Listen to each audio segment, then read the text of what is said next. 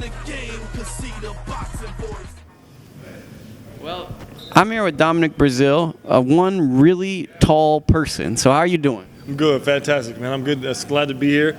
Ring of Fire has been great, gracious enough to let me come in here and train and do some sparring. It's lovely. Tell me about this guy, Charles Martin, that you're facing December 12th. Charles Martin, man, a tough competitor, 22-0, NABO title holder, southpaw, 6'4", 230 guy. Someone that's never been in the ring with a guy like myself. You know, I'm going to bring him some trouble, and I hope he's ready for it. Fred Cassie fight. I thought you showed a lot of good things in that fight, and I saw a lot of it today behind the scenes, keeping distance. A lot of people on the internet that don't really go to boxing gyms were harsh on you. Do you feel like you have to make a point after that fight? And also, how did you view that fight, the Cassie fight? You know, if I had to grade myself on that Cassie fight, I'm telling people I'm giving myself a C grade, you know, average. I did some good things, did some bad things, but most of all, I learned from it. The 10 hard rounds I fought against an experienced guy like Fred Cassie, you can't get that in the gym. You know, you only can get that in a professional bout.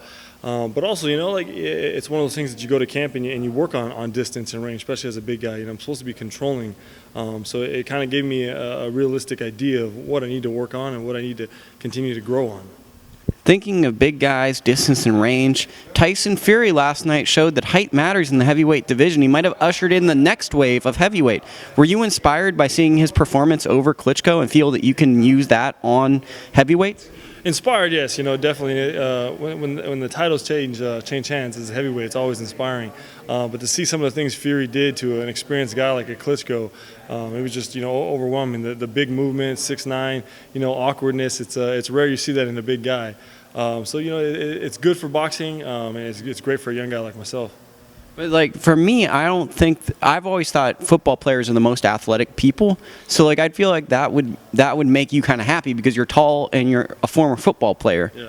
Oh, I'm definitely extremely athletic. You know, anytime I take on another sport, whether it be basketball, track, football, soccer, boxing, you know, I excel at it. But you know, football players, I believe you. They are the most athletic human beings on the planet. You know, biggest, strongest guys, move real well, side to side, laterally. And as a former football player in the ring, I move graciously. I move here or there, get in and out of the pocket, keep my range real well. So it's an advantage of mine. Okay, and I know you kind of touched on it, but what did you think of Fury and Klitschko, if you even saw it? I saw it last night. I saw it round for round. I replayed it. I paused it. You know, I did all that stuff as a heavyweight, and every heavyweight in the world should have done. You know, I thought Klitschko was going to come out and put a stronger performance on. I was very upset the way he performed. He kind of never changed game plan. He stuck to his basic 1-2 hook there. And Fury did awkward things. He did what he needed to do to win the fight. A big 6'9" guy with his hands down, switching from, you know, orthodox to southpaw is not what you're used to seeing, and you can't even train to prepare for something like that. Final question. PBC is doing a heavyweight tournament, 3 different fights, December 12th. That's the fight you're fighting on. Are you excited that there's this big investment in the heavyweight division with guys like Deontay Wilder getting a lot of PBC fights? And are you kind of excited about this? I'm excited to be part of it. You know, PBC, fight on NBC again.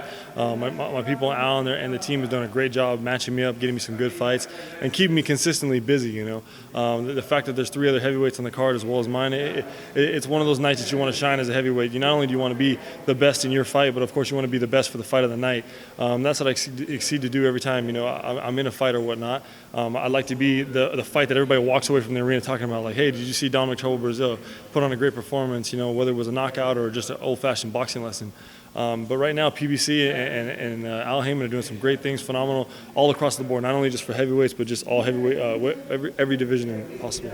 I just brought it up. I just am interested. How do you think you'd handle Deontay Wilder? Because I think you're a little taller than him, right? You know, we've eyeballed each other before, and I'm sure he sized me, and I've sized him up. I think he stands about eye to eye, if not 6.5. You know, 6'6.5". I'm 6'7" on the dot. But just stature-wise, you know, I stand 255. He stands about 225, 230, and that weight makes a difference, especially when it's behind the right hand. Okay.